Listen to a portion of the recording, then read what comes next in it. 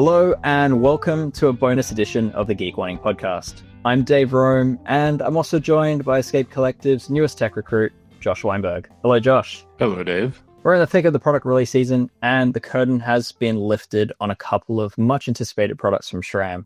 Top of the list is a mechanical version of the company's Eagle transmission mountain bike range, something that up until now has been electronic only. Additionally, the company has overhauled its entire mountain bike brake range, and there's one very big change to speak about. Of course, all of these new products are on the mountain bike side of things, but as we've seen time and time again from SRAM, such technologies almost always flow over to the drop bar world. And so I think this chat will prove interesting to anyone keen on cycling tech. It's the Geek Wanting podcast after all. Okay, with all that said, I'm keeping our guests waiting. We've got some key people from SRAM on this podcast to talk through some of the more intricate details of the products they've been behind. So with that, I'll get to introduce yourselves. Flynn, I'll get you to go first. I'm Flynn George, product manager for mountain bike drivetrain, based in Colorado. I think it's good to just talk just a sec about what product managers do. We go out and talk to customers, be it primarily riders, but then also shops, also dealers, distributors, and of course our OEMs, to figure out what they want, what's working well, what's not, and then go back to development team, engineers, and figure out how we make the next thing out in the future to kind of anticipate what people are going to want in a couple of years. Nice. Thank you. And Jesse? Hi, my name's Jesse Parker. I'm a senior test engineer working out of Germany for the last 5 years. And before that, I was in Colorado Springs in the same office as the other two guests we have here, working on the brake team in the same category as one of the other product managers here. Awesome. Lucky last, Ben. Right on. Thanks for having us, guys. My name's Ben Crow. I'm the mountain bike brake product manager, also based in Colorado Springs. And I've been with SRAM for 10 years, been working on the brake team for 6 of those. And I'm fortunate to work with the development team to bring new products to market, help maintain products through their life cycle, and then eventually sunset them off into the pasture. Something we'll probably be discussing later on in the podcast, but thanks to all for coming on. But yeah, before we get started, I've just got a real quick bit of housekeeping for the podcast. As a reminder to all listening, Escape Collective is wholly and solely funded by its members. And so while having a bunch of SRAM employees on the podcast may seem like paid, sponsored, or supported by content, I can assure you that no money is exchanging hands here. Although Flynn, I think you said you'd give me a sail on your yacht if you had For one. sure. Yeah. I'll let you know when I get one, but yeah, when I get one, it's ours for adventure. Amazing. All right. We'll make that happen in the far future. All right. Our chat with SRAM, the conversation we're about to have is actually free for everyone to listen to. So yeah, please share it if you find it interesting. In addition to this chat, Josh and I are going to jump on afterwards and talk about our time assembling, disassembling, capturing, testing, and writing about these new components over the last few weeks. And we'll have a discussion on that. And that is something that you will need to be a member of Escape Collective to listen to. So that will be on our member exclusive feed. More details on that later. Speaking of writing and photos, you'll find all of that on escapecollective.com. A lot of good stuff in there for all to see. But again, you will need to support what we do in order to access all of it, mainly our thoughts on the things. All right. That's way too much from me. Flynn, I'm going to get you to give a quick explainer on what you've actually launched today. And what are we looking at? Yeah. So we are just bringing to the market Eagle 90 and Eagle 70, which are our new mechanical transmission Gruppos. So 2 new Gruppos that live within the Eagle transmission ecosystem and share a lot of the performance attributes of our AXS transmission products. So bringing these performance elements of transmission to new price points, to more riders, and with, of course, different technology to actuate and execute shifting for mountain bikers. Nice. So yeah, I guess like in the simplest sense, it's like if someone has seen Transmission AXS before, with the way the derailleur replaces the UDH derailleur hanger and melts directly to the frame. This new stuff is very similar looking to that. It's just there's now an old school cable sort of dragging the derailleur up and down the cassette. Yeah, I mean, what else can you say? Like you mentioned price points there. I mean, what sort of price point are we looking at? Like, where does this sit in the current range? What sort of bike would we see this on? Yeah, so I think the easiest way to see where it lands is like how it replaces some of our previous generation products when you have the full mount interface, or what we say the UDH frame fit spec on a bike. So Eagle 90 really replaces that GX mechanical drivetrain from the past, and Eagle 70 really replaces that NX price point that we see from the past. So that's the easiest way to figure out where these going to land on bikes out in the world.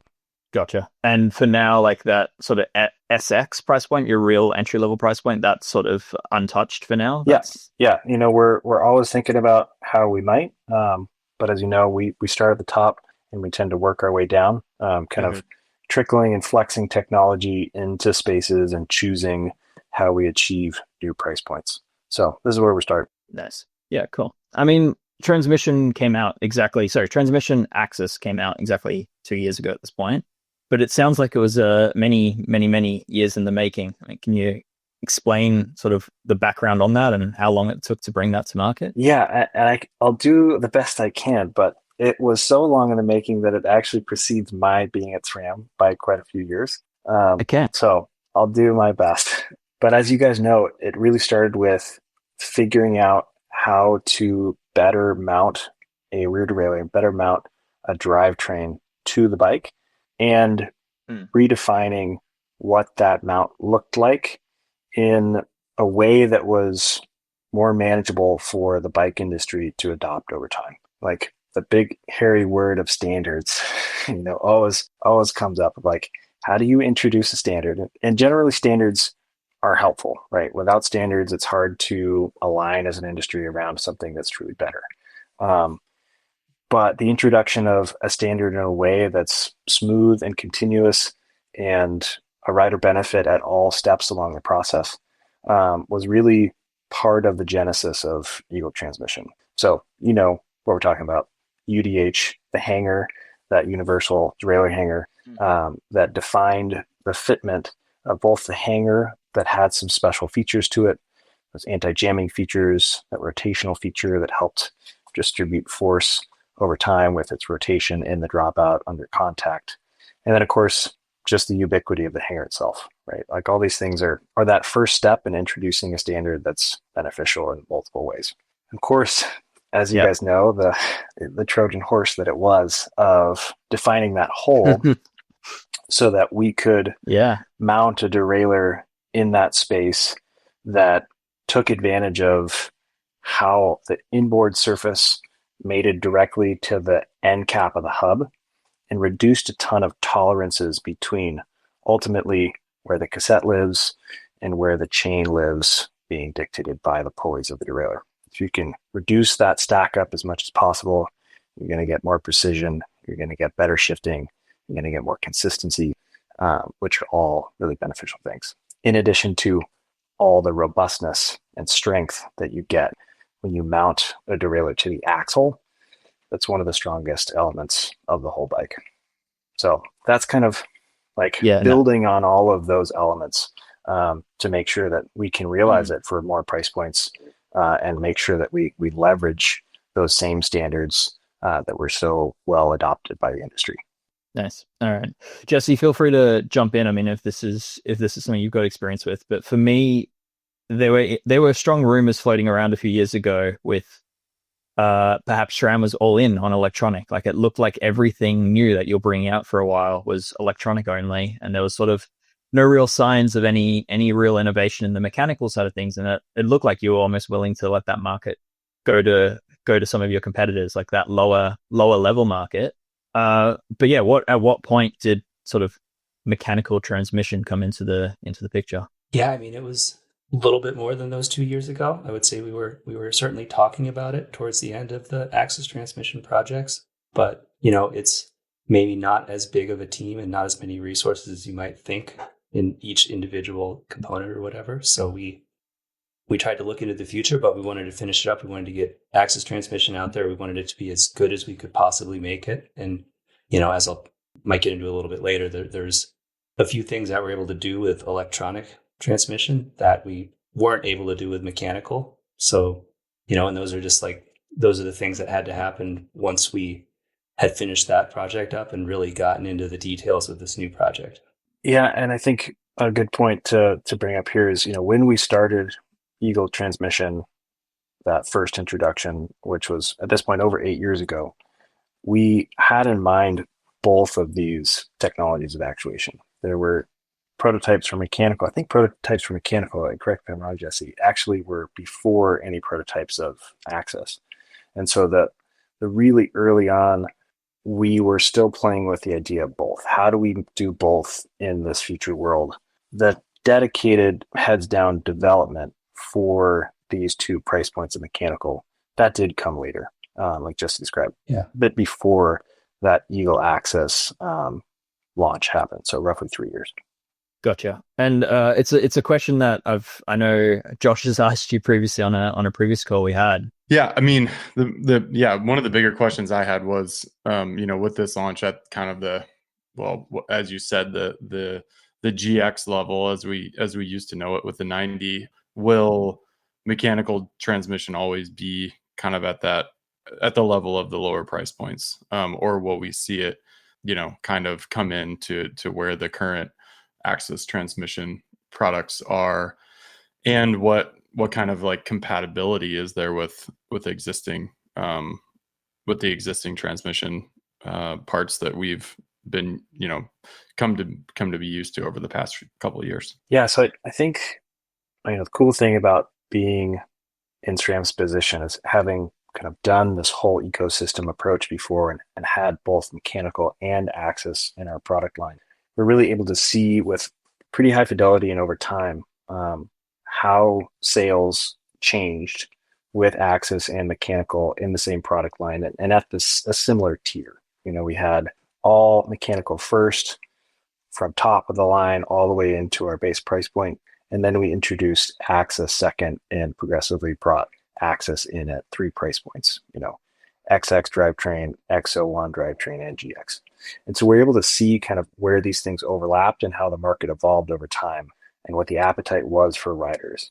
And so that really was a way in which we could be well informed by where these should be positioned for riders' appetites and what kind of products they wanted at each one of these price points. I don't know if you have exact numbers on this, and so we'll get to the other part of Josh's question about compatibility in a sec, but do you recall rough splits of, say, pre-transmission, say like the XX1?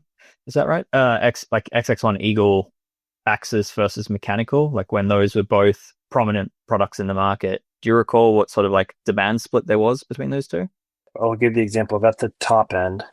Basically, when you introduce wireless at XX level, almost a wholesale change over to wireless over a few years. As you get down in price points, XO to GX, it becomes a lower split, but still a vast majority, even at the GX price point. So it's a pretty big number, and like I said, it perfectly informed the direction that we took to get to the decision of going mechanical for Eagle 90 and Eagle 70. Okay, so at the moment, doesn't sound like there's necessarily development plans to do an Eagle above Eagle 90, like an Eagle mechanical above the 90 level. I'll never say never, but we're seeing really good traction with where it's landed. Some of the things we'll talk about later with how these things are all intercompatible. You can upgrade give some flexibility. Yeah, for sure. Sure. Yeah, we'll come back to that. All right, cool. All right. I'll let you answer the other part of Josh's questions about was it backwards compatibility? Is that, Josh, what you?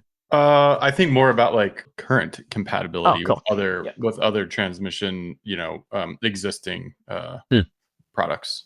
Yeah. So cranks, things like that. I think the overarching headline piece here is what we landed on as our kind of shortcut to understand compatibility within the Eagle transmission ecosystem, which was calling out T-type as our compatibility nomenclature. In these two new layers of transmission, Eagle 90 and Eagle 70, these are all fully T-type compatible. So that means every component is compatible upwards into the rest of the ecosystem. Cassette, chain, cranks, chain rings, and of course, derailleurs. Of course, derailleurs and shifters do have to be paired together, and that's where we get into like the reverse compatibility element. These have a new T-type actuation ratio that is distinct from the previous generation of X actuation ratio with Eagle drivetrain. So those are not reverse compatible. Can't take an old shifter and pair it with this new rear derailleur and expect good performance. I haven't tried it. I mean, your words of expect good performance suggest that maybe it might work to some people's satisfaction, but perhaps not as intended. So, right, and that's where like Jesse's role is so critical. Like as a system engineer, we're really able to figure out what we want to optimize to make sure we can drive the best performance. So I'll let him talk through that when we want to. Yeah, I mean, with the compatibility, I mean, of course, we're a big evil corporation. We want to, sell more shifters. So of course we would make it compatible, right? But the reality is it would have been great if it was, but the shift design, the cassette design, all those things were optimized around AXS at that point, and for very good reasons. And then because of the full mount, we also had another thing we were able to do, which was actually vary the amount of cable pull. So it's not a linear. And that's because the derailleur position, we always know where it is. And in the past, the thickness of the hanger would move the derailleur around, which means that the cable pull had to be linear because you weren't totally sure what part of the derailleur stroke it was going to be hitting the first cog. So with that, we were able to make it nonlinear so that we had a lower cable force, so a more accurate shift in almost all of the cogs. And then on the outboard, where we would have had to make the fin too big and basically cause clearance issues, we were able to reduce it slightly to keep the packaging right where we wanted it. That gave us an opportunity to increase the performance again. Those were obviously the priorities, and full compatibility with other transmission, no questions asked, was really the main driver there, I would say. Nice. Just to jump in there, I mean, when you say packaging, you mean like the overall shape and size of the derailleur itself, right? Like how much bulk it has. Yeah. Around the frame. Basically due to the fin and the way that we actuate the derailleur with the cable. So the fin would have had to get much larger, and then that would cause clearance issues with the cage unless we move the links outboard. So it's like this big balancing act of getting everything to work together and basically optimize it for this ecosystem in this system. Transmission, when it came out, it sort of, for me, revolutionized derailleur setup. Like SRAM was sort of pitching it as like no more secret tricks needed for derailleur install, like no more guesswork, no more like mechanic no more magic needed to get a derailleur perfect. It's sort of, follow the step-by-step process and you'll end up with perfect shifting. How do you do that with mechanical shifting? Yeah, I mean, I think you summed it up really well. Just to reiterate on my experience or reflect back on my experience, having to phone a friend to do setup at SAG was like something that you sometimes did and sometimes didn't do, depending on how busy you were. Or you'd find some hack to get the suspension at SAG without somebody in the room. So you could do that B-bolt adjust, and then of course do limit screws.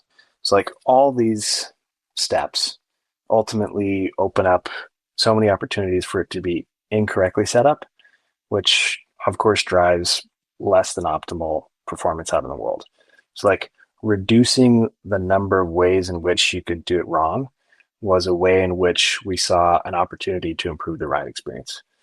Because ultimately, if everybody's got a World Cup mechanic, like you're going to expect a really high level performance. But if you lack that, or you have people messing with your bike, or you have, all the steps along the way of making a bike, the fewer mistakes we can present as opportunities for failure, the better. And so that was another really stake in the ground that we put in defining what we wanted to achieve with this transmissions, was making sure that we could do that even with a mechanically actuated system. Jesse, do you have something? I just wanted to throw in bent or twisted derailleur hanger and all those reasons for systems not working properly. Yeah, that's a huge one with just why we made that transition from the UDH to the full mount. Is the bent hanger is one of those other variables that ultimately you have to account for with those screws. Limit screws, of course, B screw with how the hanger is clocked, and of course being bent and damaged. In setting that stake in the ground for maintaining those benefits, that simplicity with a mechanical system, we landed on some creative solutions. Obviously, with limit screws, we can build in some of those limits into the system with adoption of full mount and the derailleur actually interfacing with the end cap and being therefore much tighter tolerance of where the cassette is. We have a much more refined ability to constrain the derailleur in space. So building in the limit and the outboard capacity into the link, and then the inboard capacity actually into where the derailleur cage interfaces with the 52 cog. So if it does get pushed from the outboard side inboard, it actually will contact the cassette so that it doesn't go any further and doesn't push the chain off the cassette. So those are some of the elements that we maintained. The other one is the prepare, hang, tighten process, right? That new process to simplify install. And that kind of methodology of it needs to be the same or at least very similar led us to implementing the parallelogram lock. So that hex key interface in the bottom of the derailleur that lets you put your derailleur into the setup cog, either the most common 7 or the lesser common 6 gear from furthest inboard to appropriately set your B gap for your bike. So doing that with a hex key means it's a tool that you already have on your workbench. We joke that you should just use the cheapest one you have because it's probably the right one.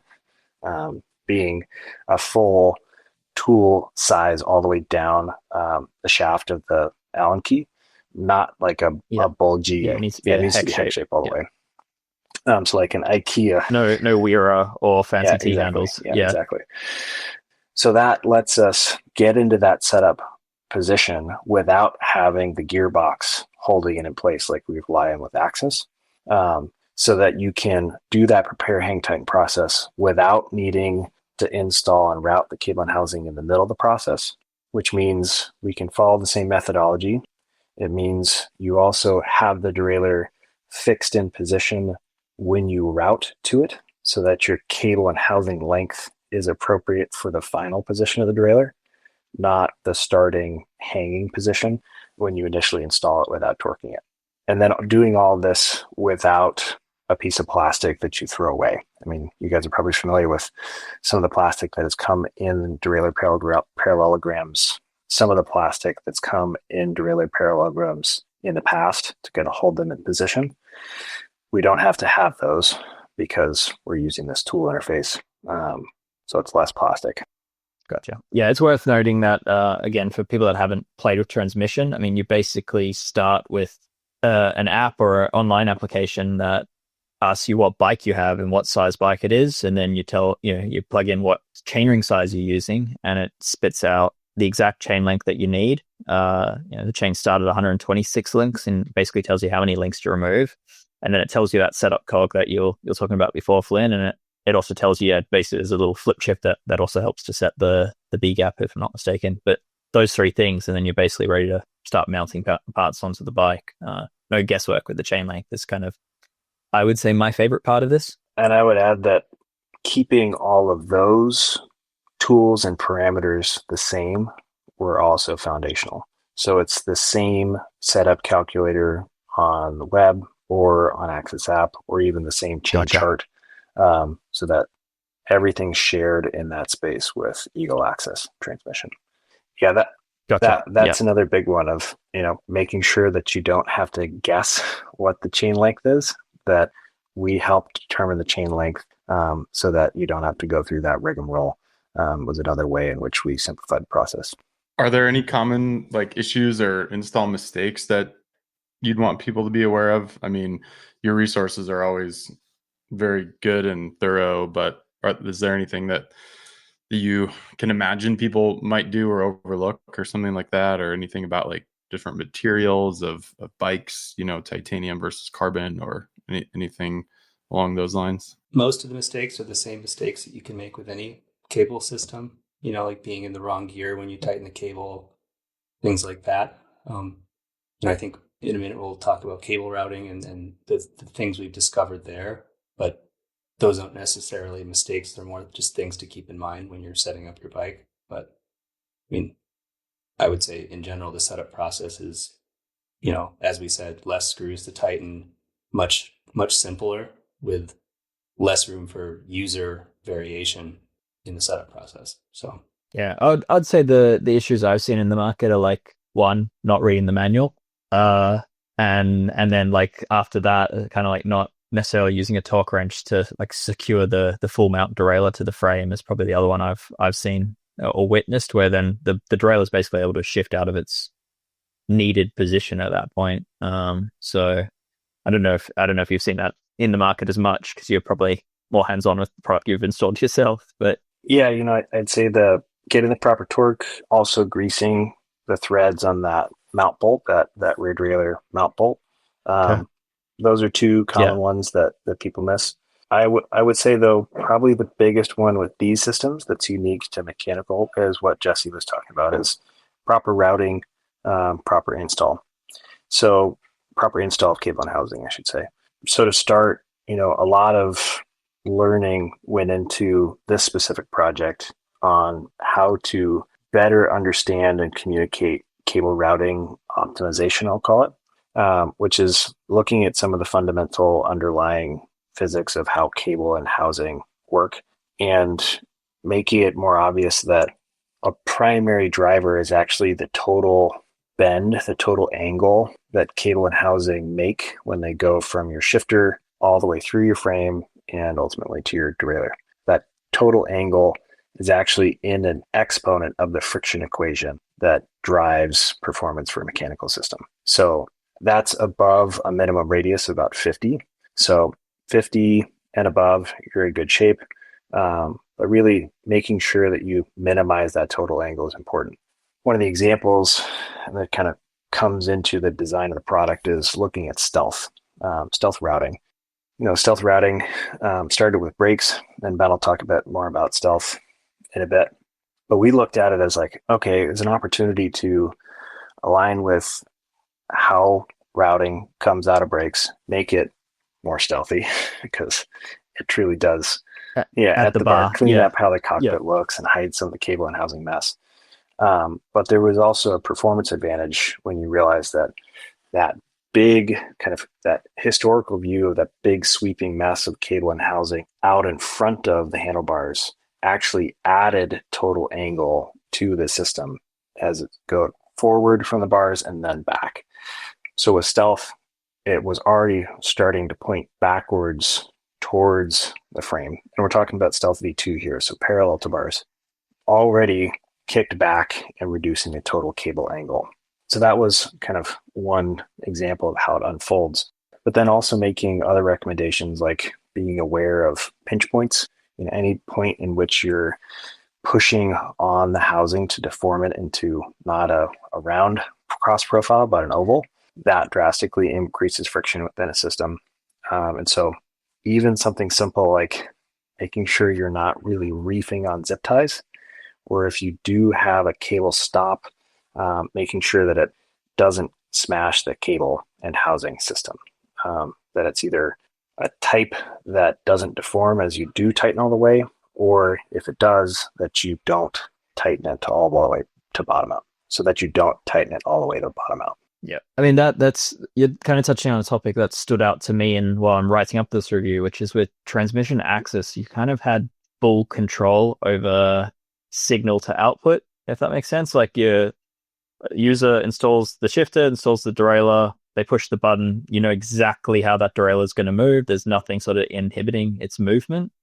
But mechanical, there is that barrier to overcome, and there's sort of a whole world of unknowns. I mean, I'm going to say there's some pretty crummy frames out there these days as far as cable routing goes. I mean, there's also good examples, but yeah, are there frames out there on the market that you've come across that, I don't think you will name names, but are there frames out there that you've come across that you're like, that's going to be an AXS bike, even though it can handle a cable? We don't want to throw in anybody on the bus. I think luckily the industry as a whole has understood more and more about what cable and housing should and shouldn't do. The nice thing is with this guideline that we've made, and with even some tools we've used, it's common for all mechanical systems. So whether that's drivetrain, whether that's dropper post, Sure. it applies to any cable-driven system. Yeah. So there's already a lot of learning. This was just kind of consolidating this into what we publish, which is a frame fit spec, and saying, here's what we recommend to do for best performance. So yeah, that's kind of the general top contour. Jesse.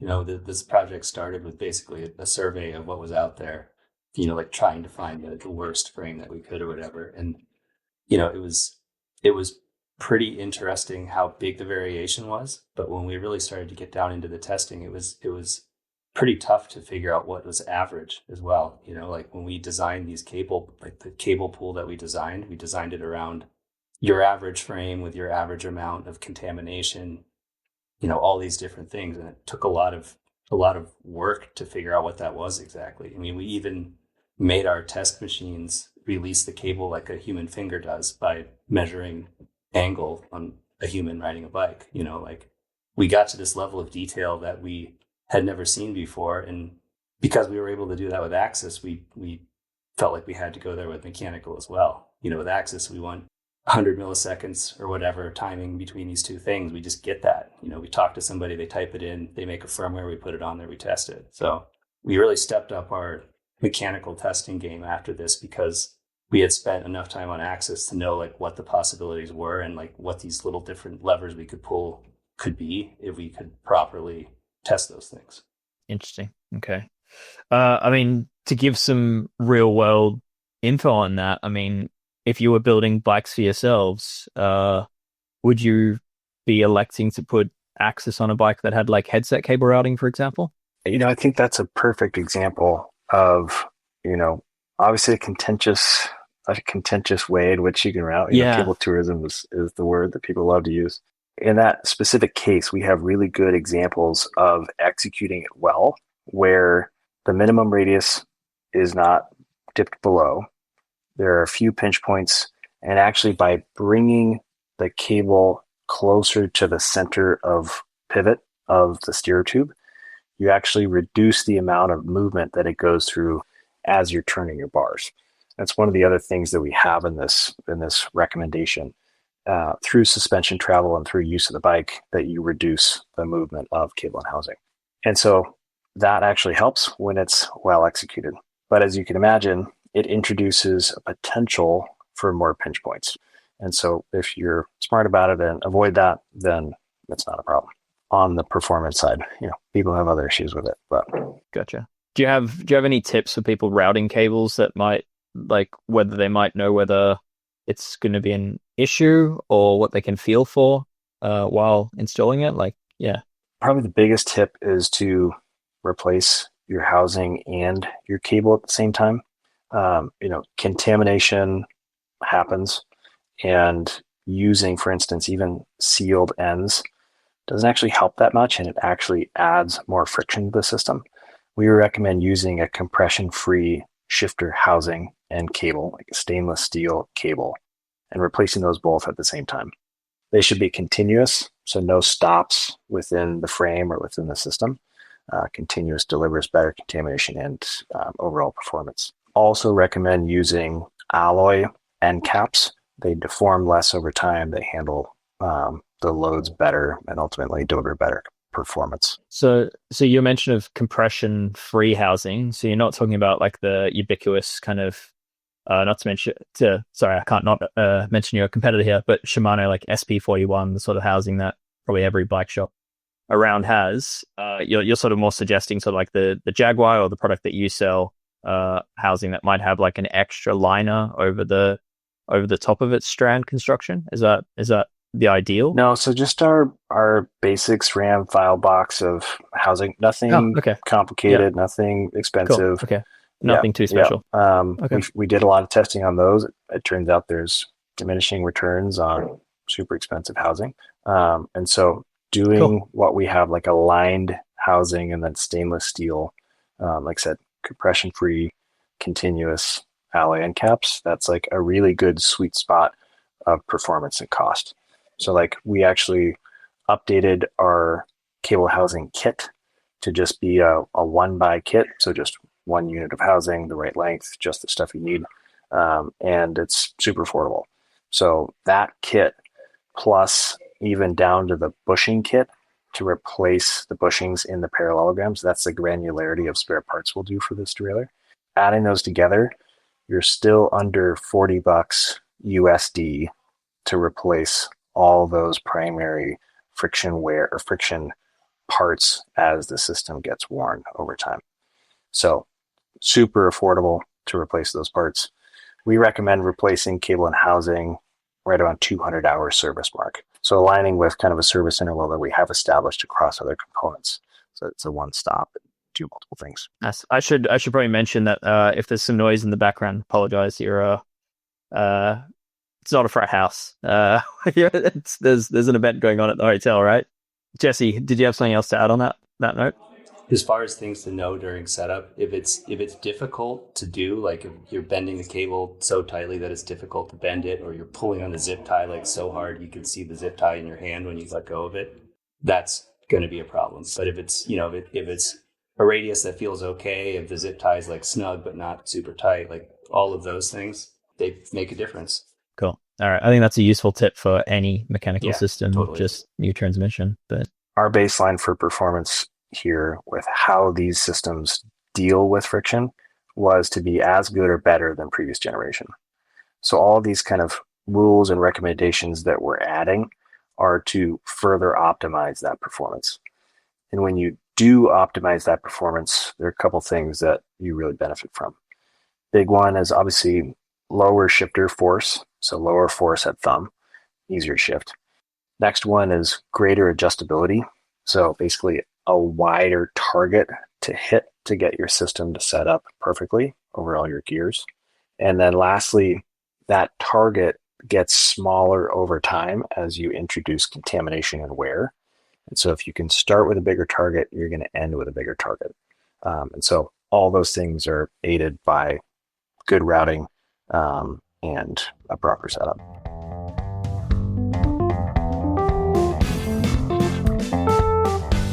Totally changing the subject here now.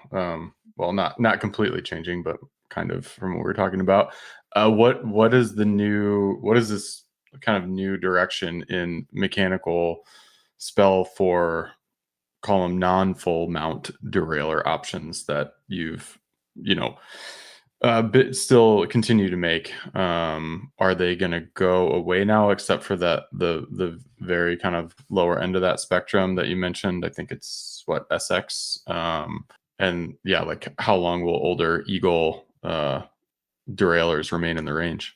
I can't give you an exact number because a lot of it's driven by demand. Like, how do we see this change over time with these new introductions? But the kind of general takeaway, it follows a similar trajectory like I described when we had previous generation Eagle mechanical, and then the introduction of AXS kind of changed that landscape. So it's a similar type of breakdown that we see. Top price points tend to get more quickly adopted by the industry and by riders. And then as you go further down in price, they're slower to change over based on volume, but a bunch of different market pressures. And so there'd be I would expect a similar trend, but we definitely see bikes out there that are not UDH still in some segments of the market, not necessarily in the performance mountain bike segment, but in other segments. And we're going to keep supporting it with a product that we already made. So definitely still producing, and you have, previous generation GX derailleurs, for example, still in production, I'd imagine. Nice. All right. Let's we were talking about cables before. Let's talk a bit about that shifter. One thing that stood out to me is you've got two different versions. Well, is there 4 shifters, I think, in total? You've got 2 in the 90 series range, 2 in the 70 series range. And basically the difference is that for e-bikes, you basically made a single click shifter, but for regular mountain bikes, you're offering a shifter that has a double click upshift. Can you explain what that is, what's going on there? And we'll get into a bit more detail about how it compares to AXS as well. Yeah, so really comes down to two things that we try to weigh and balance and make a trade-off for. First one is shift control. making sure that we can deliver that best shift under load in as many scenarios as possible in both e-bike and pedal bike scenarios. That means ensuring that the shift speed that's driven by the shifter is matched up nicely with what the shift capability is of the cassette and chain that ultimately drive that controlled shift. We have really well-defined shift lanes within T-type X-Sync cassettes, as well as kind of newly reinforced within T-type ecosystem rejection features. And these rejection features keep the chain in those correct shift lanes so that we have those really tightly controlled shifts from one cog to the next. And you can see this in some of our videos of like watching a chain in real time really be in two cogs at once as it traverses through that shift lane. So in AXS, we can know where basically the speed that the chain is able to traverse from one cog to the next when it's in a certain gear and going to the next gear. The derailleur is designed not to exceed that speed of the cassette capability. And so that's where that cassette mapping comes in, the firmware, the capability to really dictate that speed, especially under repeated shifts, so that the chain has time to go from one gear to the next and then to the next within those shift lanes. For a mechanical system, we do this by controlling the number of gears you're able to grab at once. Obvious extreme example, in this highest load scenario of an e-bike, we have the status quo of one gear per inboard shift at a time. Same as like we had with previous generation. For pedal bikes, where you end up needing to overcome like tight undulations under leg power only, no assist, we recognize that perhaps you want to grab more than one gear at once. And so having the ability to do two while still having really good chain control and maybe a little bit less than one at a time, but still really, really good, was really that trade-off in ergonomics. If you can require less total number of gears per inboard shift with this shift lever, you can bring the shift lever further towards the handlebars and require less thumb unwrap to get to that shift lever. So it means easier access to those shift levers and easier shifting for any rider, but especially smaller hands. So this was like one trade-off point. We really got three that we're juggling. This shift speed and shift control, the ergonomics, but then also looking at how often people do shift in those repeat multiple shift scenarios. So we did a lot of research and really found that vast majority of the time, I'm talking like almost 90% of the time, people only shift one cog at a time within a 1 second interval. As you look at 2, it's single digits. As you look at 3 and 4, it's less than 4% total. So it's a really small instance that they actually do that, and therefore made that trade-off pretty easy.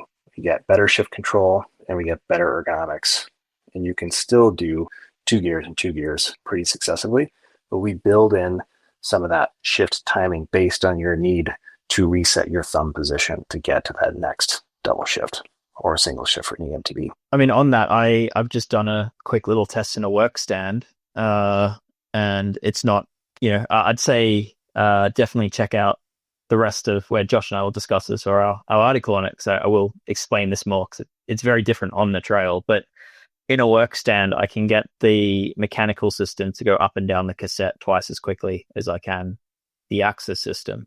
Does that reveal anything as far as like changes that may come to AXS, or is it? Yeah, I mean, what's the compromise there? Why is one able to do it so much quicker than the other? Goes back to what I was saying about the abilities that we had with AXS testing.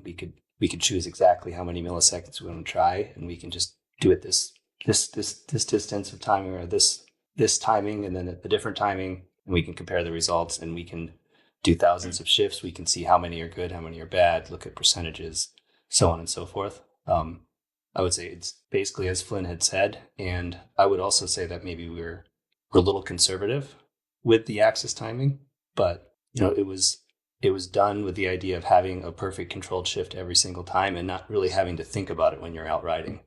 You know, if you want to go 3 gears, you can, and you just do that and then keep the power on, and it'll get you there as fast as it can and keep everything under control. And obviously we don't have that control with mechanical, but you know, it's kind of the price you pay. You know, having the mechanical or the AXS was a luxury to be able to do exactly how we want it to work. And with mechanical, there's some things we leave to the rider, but you know, there's also a fair amount of testing on what people actually do, what the timing is, how fast people's thumbs move, things like that. We feel like we got in a pretty comfortable position there. Yeah, I felt like a wild west, Western film and like the shooter scene trying to test the speed of these shifters. But yeah, it's I would encourage people to check out my review, because I would say that the ability to have an increased shift speed isn't necessarily a benefit from what I found. Yeah, but I won't give it all away there. But it's certainly in the work stand I noticed it, but on the trail it's not something I'm necessarily thinking is of massive benefit. So I'll say on that point, you still may, if you're really like Wild West in it, like trying to go as fast as you can, you may be able to exceed the shift speed of the shift lanes within the cassette. You could still force a shift outside of those shift lanes, but you're not going to get that best shifting under load. And so that's where really being conscious of how we control it best by selecting the shifters, measuring what people actually do, and then ultimately having the best level of control at AXS are kind of how we make some of those trade-offs. Cool. All right. Well, I'm gonna move us on from here, because I do really want to get to the brakes as well, and I'm just conscious of time. So before we do that, let's just very quickly talk about the rear derailleur. It's quite simply, it's SRAM's most rebuildable derailleur to date, if I'm not mistaken. I mean, what can you tell me about that? Yeah, so I think we brushed on this first. The most important thing before rebuildability is robustness, like making sure that this can hold up to the rigors that mountain bikers put it through and do that incredibly well. So most robust mechanical derailleur to start. The second thing is, with that robustness comes greater longevity. If you have something that's stronger, it's going to last longer. If it lasts longer, it means the wear parts need to be more serviceable than ever before. And so making sure that if this thing is out there on the bike for years, that not only can you service more level of components than ever before, but will make those available and accessible. So all the way down to, on the baseline, the same level of serviceability that we have with cage, damper, skid plates, bead bolt, all these things. And then also all the way down to the bushings within the parallelograms of the inner and outer links on the Eagle 90 and the outer link on Eagle 70. Even down to that is serviceable. Gotcha. Okay. And that's, I mean, previous Transmission AXS or current Transmission AXS has a similar level of rebuildability, but the ability to change bushings, I think, is new. Is that right? Yeah. So AXS, you can do the outer link, which comes with bushings. And at that price point product, you just kind of do the outer link.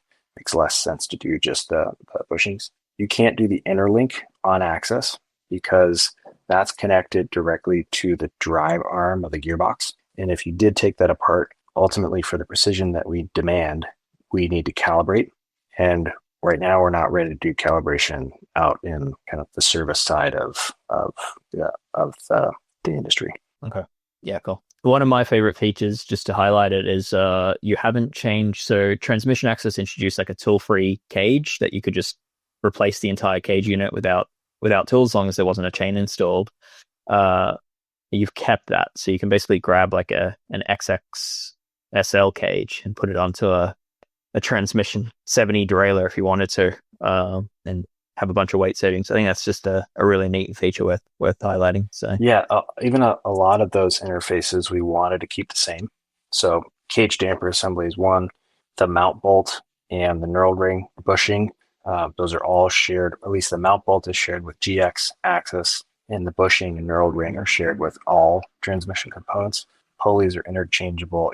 So many of these features of kind of both the cage and damper and then how it fits onto the bike.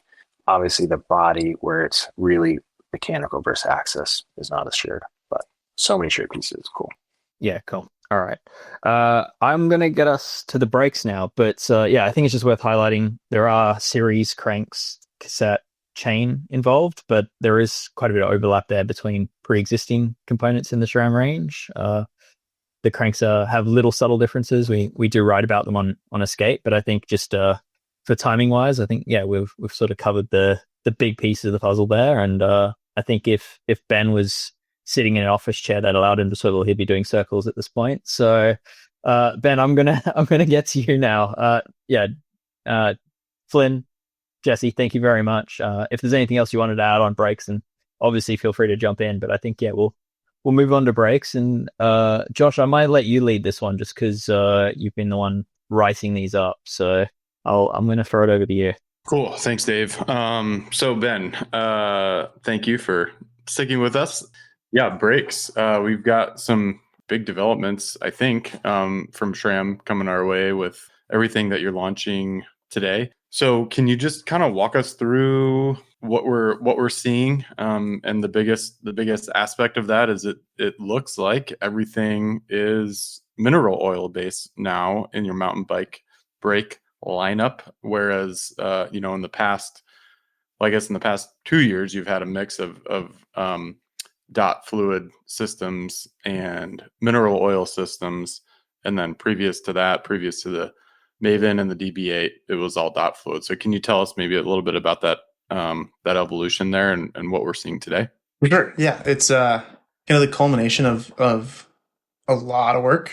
The development team, test team, quality team has been crazy busy getting 6 new brakes to the line this year. Yeah, Josh, you're spot on. It's 100% mineral oil offering.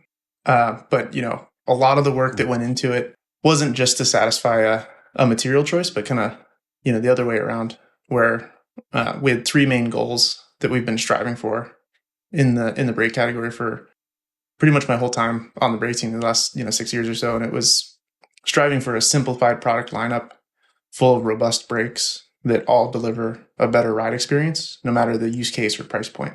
And so those 3 hallmarks were really important, and we made some decisions along the way that helped us achieve those.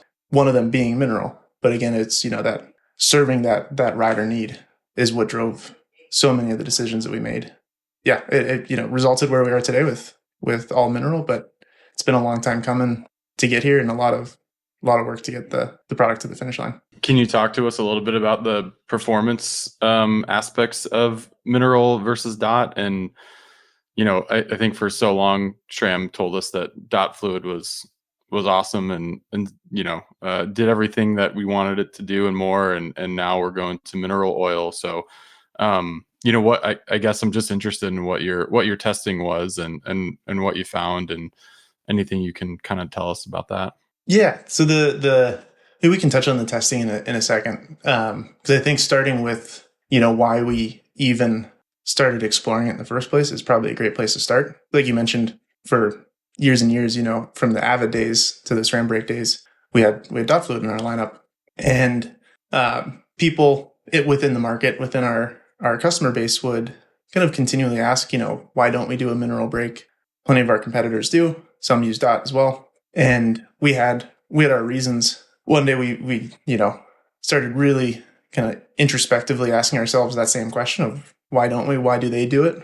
And let's revisit this and take a fresh look and see, can we do this to where we meet all of our current expectations, our expectations for brakes, and exceed expectations in certain categories.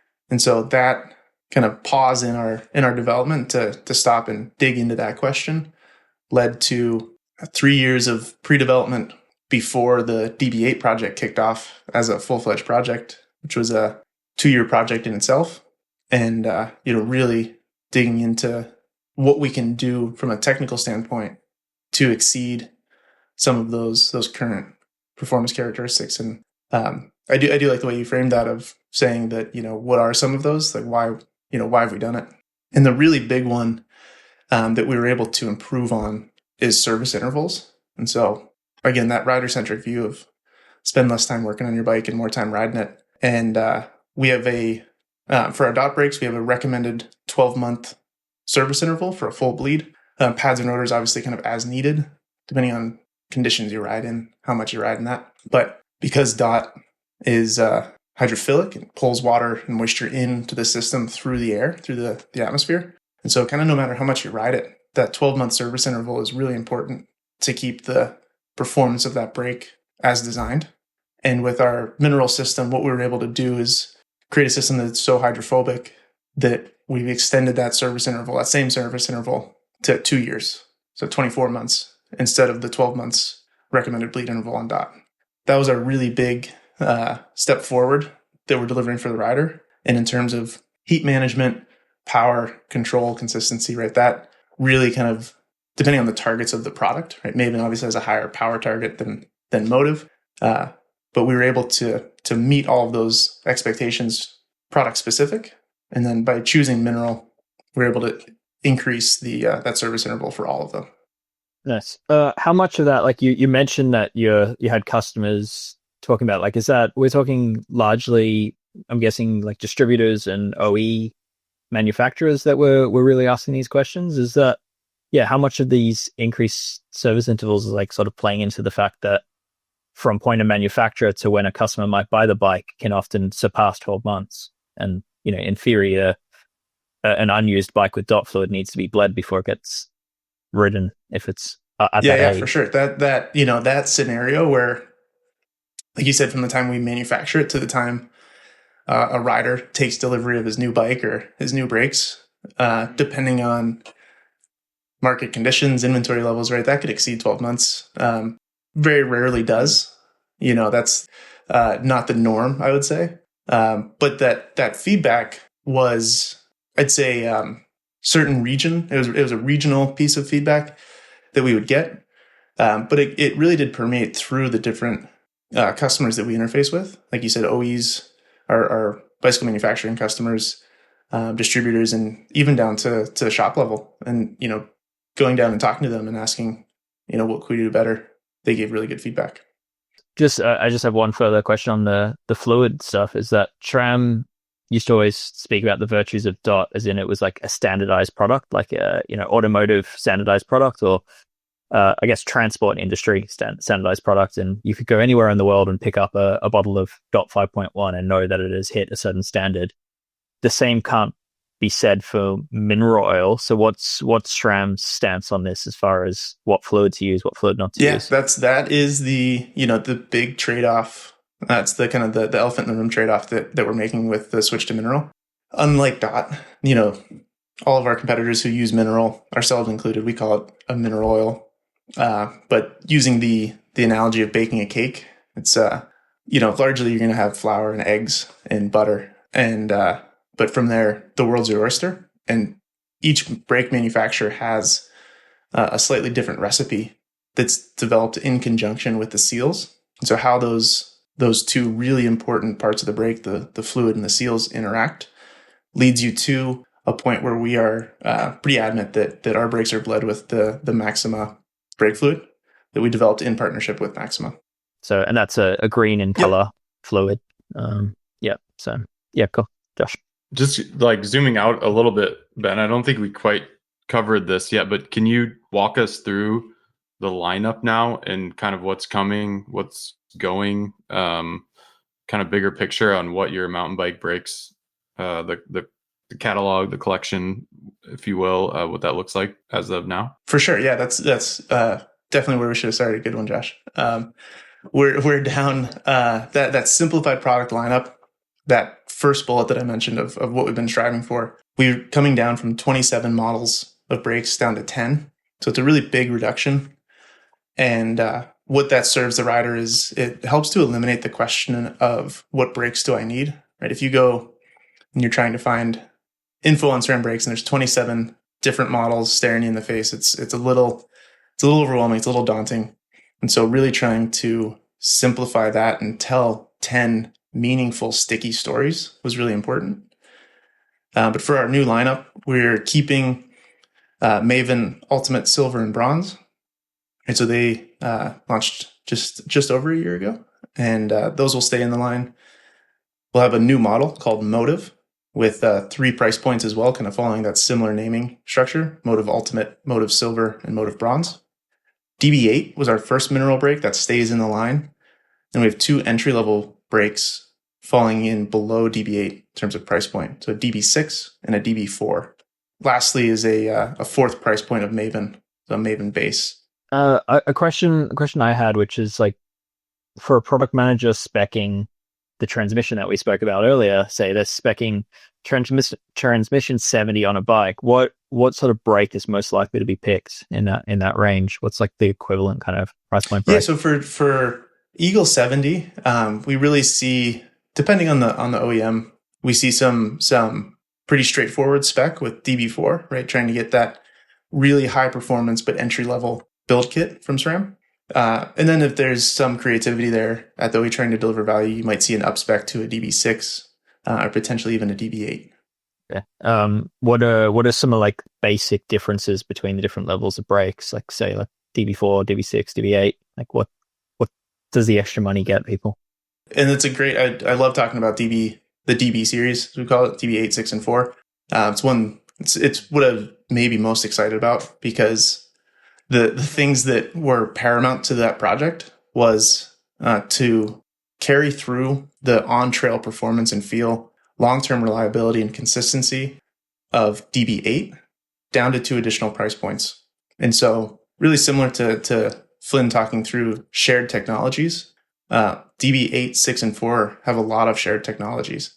While the lever does look quite a bit different, our lever piston design, our reservoir design, our caliper piston size, our gland geometry is all shared between those products. And so, not that this is the joke, not that I would ever recommend it, but if you rode blindfolded, you shouldn't really be able to tell the difference between an 8, 6, and 4.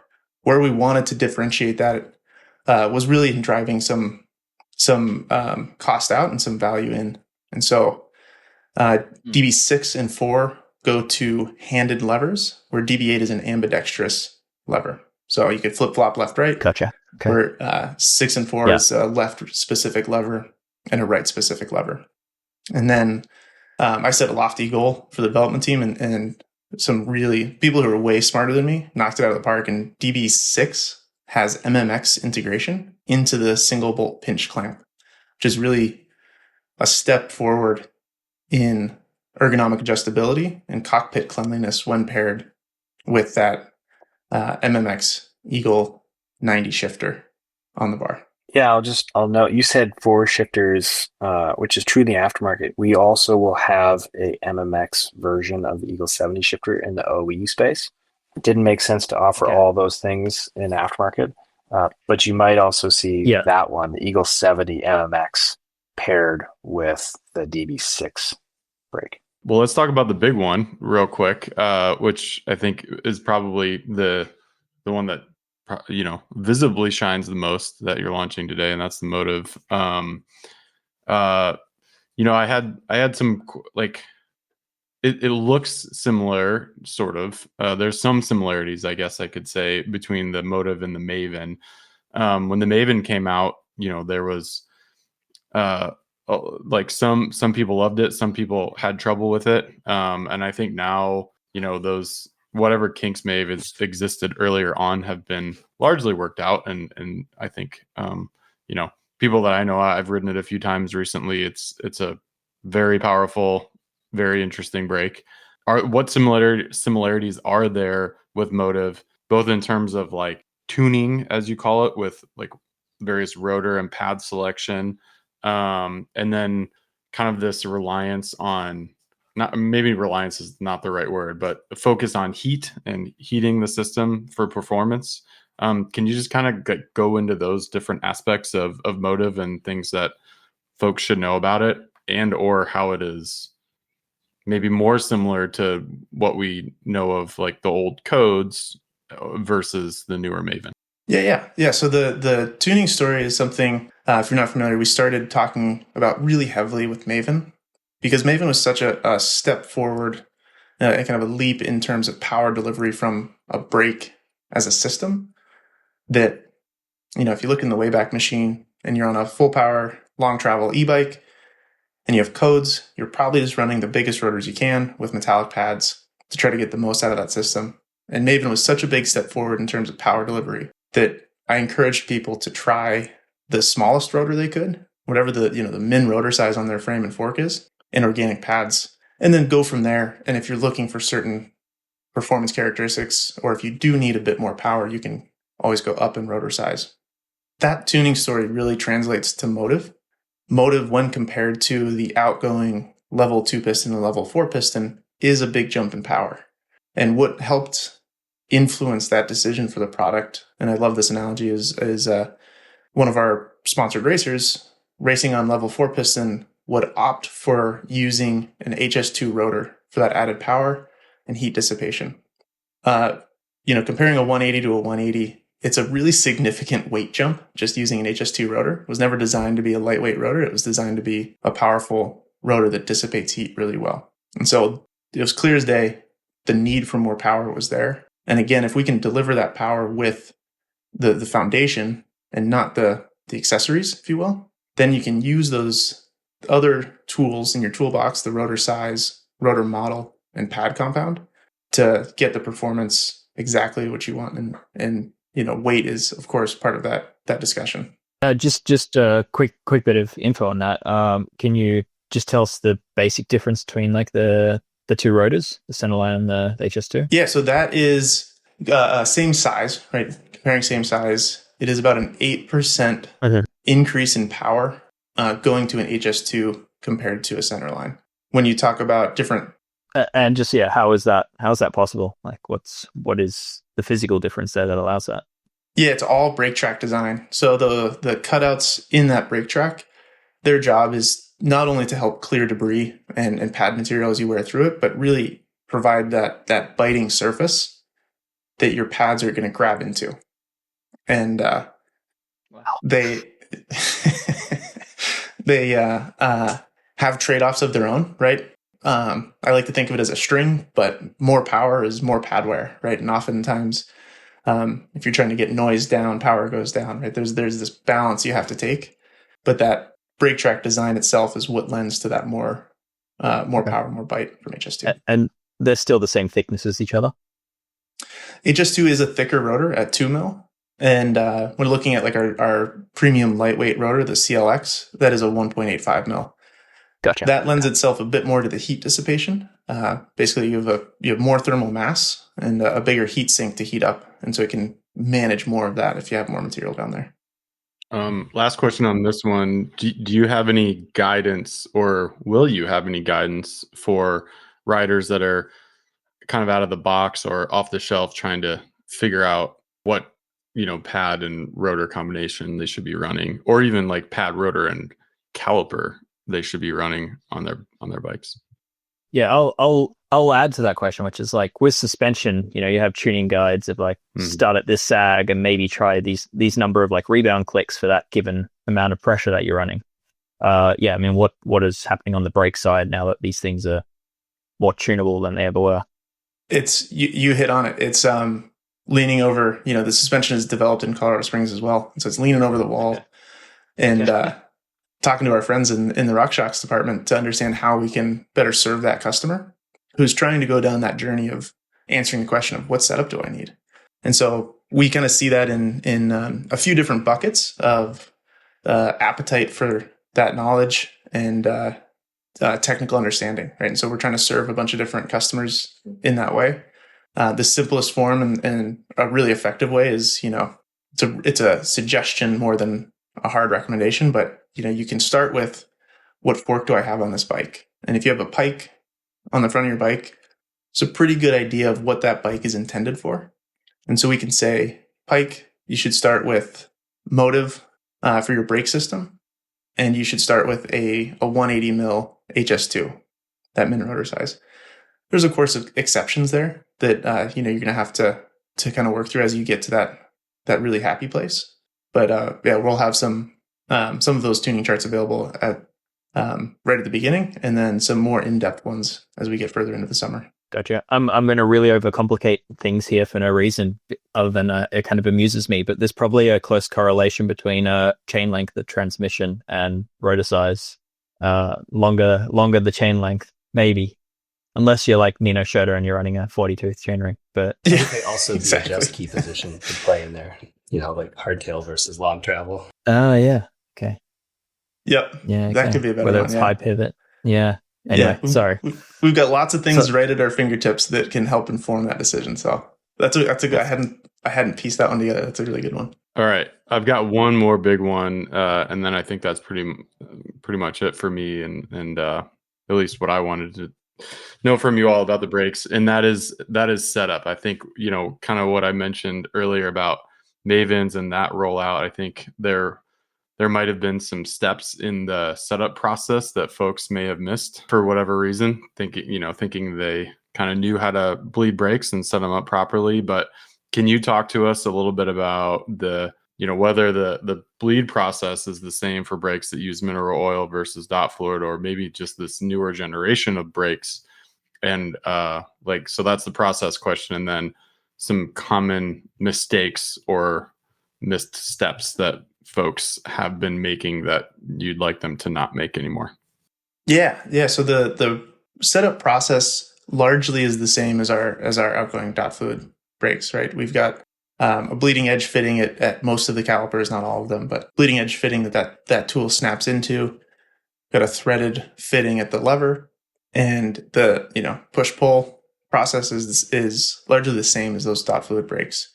Some of those, I'll call them teething pains, I think is just how big of a shift that maybe an introduction was in terms of, right, it's a new bleed kit. There is a new step that I'll touch on in a second, and a new fluid type, right? And so there's certainly some legacy black magic by people who bleed brakes, right? They all have their own little tips and tricks to get it done just how they like. But again, similar to what Flynn and Jesse were saying, is following the manual is your best chance for success in a bleed. And genuinely, if I can do it, anyone listening can too. I'm not the most handy mechanic, but the tools that our team is able to put out for bleed videos, installation videos, and manuals is really kind of next level. And so utilizing those tools is the biggest recommendation I can make to a T, right? And part of that is a new step that we introduced for Maven is the piston massage. And so anything that's new takes a little bit of time for everyone to get up to speed on. And a lot of those maybe those early teething pains were down to that piston massage process. And so it's in the manual, and just making sure that step is not neglected or skipped. And what is the piston massage, and what does it achieve? Yeah, so the piston massage at its core is advancing all of the pistons to a middle point and then pushing them back. And you do it 2 or 3 times, and it gets easier and easier. And as it gets easier, right, the first time you do it might be a little tricky to get the pistons to start moving. It gets easier and easier. And what you're doing is you're resetting that friction coefficient between the piston and the seal. When we make the brake, it's, as designed. And then, like we said earlier, it can take some time to get into the hands of a rider without being actuated. And so that friction, that static friction between those two pieces just grows. And so it can result in a brake that has too much rollback. Too much rollback that's your pads moving too far away from your rotor. And then your lever travels too far and might hit the bar because it's trying to push those pistons too far.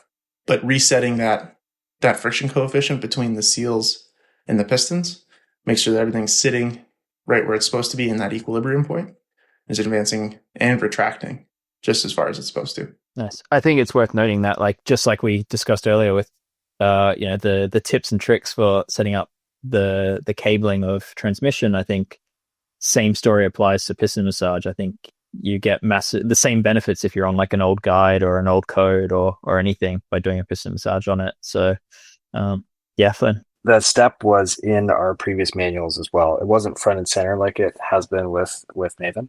But the anecdotal chunk of this is that we think that a good amount of the improvement that people felt in the past with bleeds was actually because they were doing a piston massage in the bleed process.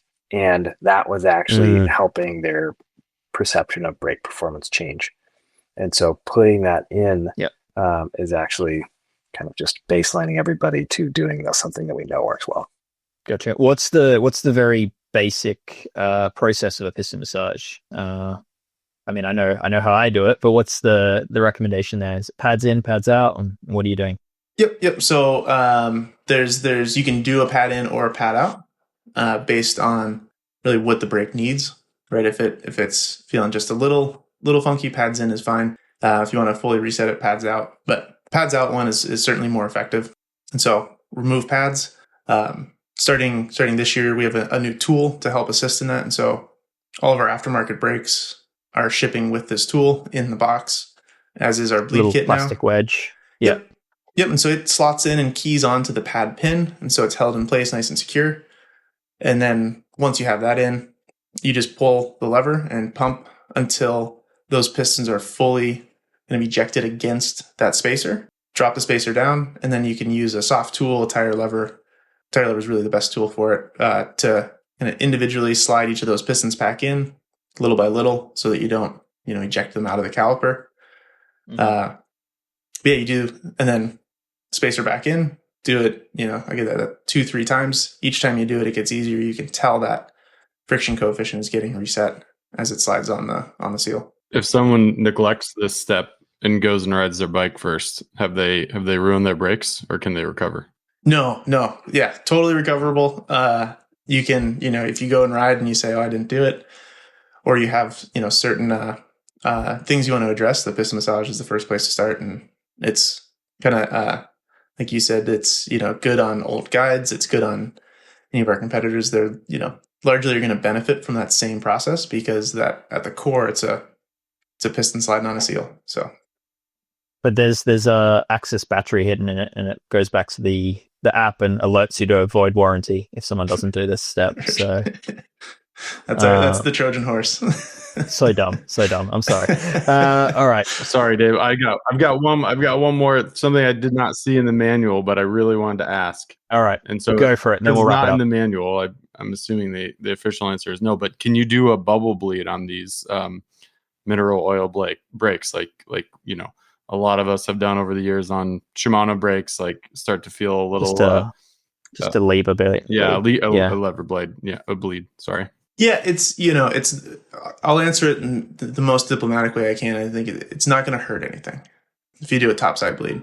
Best results is in the manual. That might be a fool's errand doing the topside bleed only, but it's not going to hurt anything. All right. Well, I think that's a good place to close this conversation off. I know it's getting late there for all of you, and just appreciate the time and the insights. And this is at the point where I'd normally ask where people can find out more about you, but I think everyone listening this far knows exactly where they can find out more about SRAM components. So I'm just gonna self-plug Escape Collective to check out that write-up while we're at this point. But Flynn, Jesse, Ben, really appreciate the time. Thank you. Yeah, thank you. Thank you. Thanks for having us. All right. Well, that was a big deep dive into what the mountain bike side of SRAM have been up to. And I think it's worth noting that one of the things they didn't really want to talk about was what all that meant for the drop bar world. So I think, Josh, you and I might get into that briefly and perhaps share some early impressions of this new group set. Before we get there, I think it's worth noting that this is where the free version ends, and this is, you'll have to be on the member feed of Escape Collective podcasts, either on the Geek Warning exclusive feed or the Everything feed that we offer to members. You can do that by becoming a member of Escape Collective and then heading to our podcast page, and then from there you can get a little 1 to 2 step quick little email link that lets you add that podcast permanently to your podcast player, so you always have access to it, and it always updates with the member-only version. It's very easy. Alternatively, just last week, we just added the option to listen directly to member-only podcasts on our website. So if you're logged in as a member and you go to the podcast page of Escape Collective, then you can use that as your player. So that's kind of a handy little trick, especially for people that may be loyal to Spotify and haven't been able to access member-only podcasts until now. So anyway, with all that, thanks for tuning in. For those that are on the free episode, please share it if you liked it, if you found it interesting, and for the members, enjoy the next section.